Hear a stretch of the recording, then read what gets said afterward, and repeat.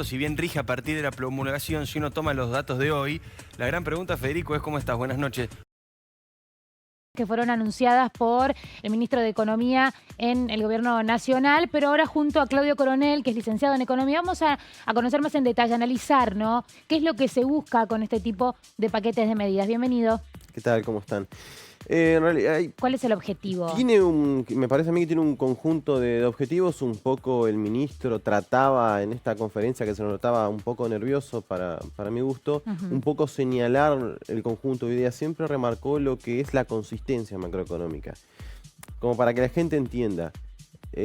Argentina en este momento se encuentra en una situación muy fuerte, de mucha crisis, con mucha inflación, con desempleo, recesión y mucha pobreza, y encima un déficit fiscal muy alto que al Estado no le permite tener cintura como para tomar medidas.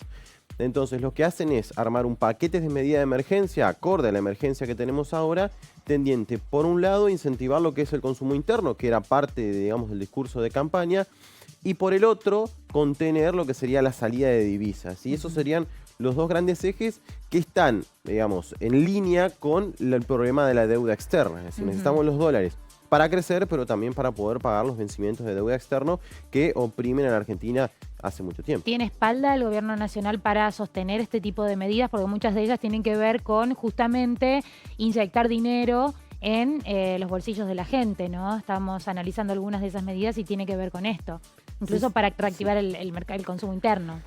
Como mucha espalda no tiene, es la realidad. O sea, se recibió un Estado bastante mal, bastante quebrado, podríamos definirlo de alguna manera, por lo cual parte de estas medidas tienen un objetivo de poder tomar recursos a través de distintos impuestos y de esa manera inyectar rápidamente, sobre todo los sectores más vulnerables, que primero son la prioridad, no cabe ninguna duda. Esto me parece lo dijo el presidente. No es discutible desde ningún punto de vista que sea primero ellos quienes atiendan, pero segundo también tiene una mirada macroeconómica, que son los sectores que más rápidamente vuelcan sus ingresos al consumo. Prácticamente todo lo que reciben va a consumo. Hacen girar la rueda, ¿no? Exactamente, girar la rueda, y sobre todo va en línea con este plan de la tarjeta alimentaria, que tiene que ver con reactivar los comercios de proximidad y también lo que es la economía normalmente conocida como popular. Lo advirtió de alguna manera, ¿no? El que más tiene, más paga, para poder justamente ocuparse de los sectores más vulnerables, los más golpeados en estos últimos años.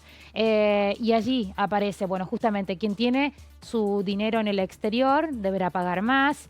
Quien, los impuestos en cuanto a las retenciones, ¿no? Que también tiene que ver con lo que se exporta. ¿Hacia dónde más apunta para la recaudación? En el tema de recaudación hay varias cuestiones a ver. Por un lado, el impuesto que se pone o que se intenta poner, porque todavía se tiene que aprobar la ley, a lo que es la compra de divisas y dólar turismo, a mi criterio tiene más que ver con una cuestión de contener el dólar que una cuestión recaudatoria. Por la demanda. Sí, es contener la salida de divisas, porque está claro que Argentina tiene un problema histórico, se llama restricción externa, es decir, que no genera los suficientes dólares para sostener el crecimiento de forma sustentable. Hoy estamos en una situación muy crítica porque además no podemos recurrir a deuda externa. Entonces hay que contener la salida de dólares y priorizarlo para lo que es actividad productiva. Entonces por ahí yo no creo que estén pensando tanto en términos recaudatorios. Si se recauda algo bien, ya ellos indicaron que se destinará básicamente a lo que es seguridad social. Después, la idea recaudatoria viene de la mano con la reactivación.